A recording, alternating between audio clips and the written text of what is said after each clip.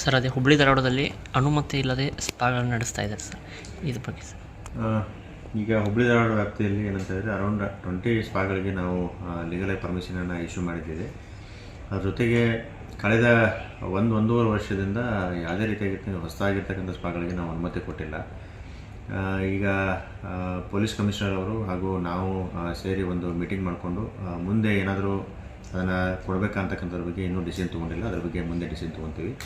ಆದರೆ ಈಗ ತಾವು ಹೇಳ್ತಾ ಇರೋದು ವಿದೌಟ್ ಲೈಸೆನ್ಸು ಕೆಲವೊಂದು ಸ್ಪಾಗಳು ನಡೆಸ್ತಾ ಇದ್ದಾರೆ ಅಂತ ಹೇಳ್ತಾ ಇದ್ರಿ. ದಯವಿಟ್ಟು ಅದನ್ನು ಮಾಹಿತಿಯನ್ನು ನನಗೆ ಇಮೇಟ್ ಕೊಡಿ.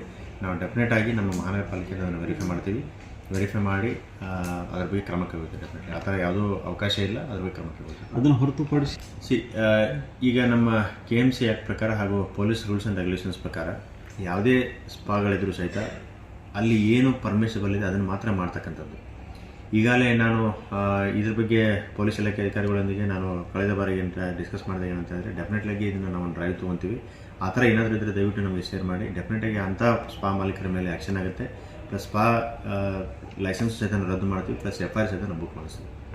ಸರ್ ಇದನ್ನು ತಮ್ಮ ಗಮನಕ್ಕೆ ಇರುವಂಥ ನೋಡಿ, ಆ ಥರ ಏನಾದರೂ ಇದ್ದರೆ ನನಗೆ ಮಾಹಿತಿ ಕೊಡಿ. ಡೆಫಿನೆಟಾಗಿ ನಾವೇ ಅದನ್ನು ವಿಸಿಟ್ ಮಾಡಿ ಡೆಫಿನೆಟ್ ಅದಕ್ಕೆ ಬಗ್ಗೆ ಕ್ರಮ ಕೈಗೊಳ್ತೀವಿ. ಏನು ಸಮಸ್ಯೆ ಇಲ್ಲ.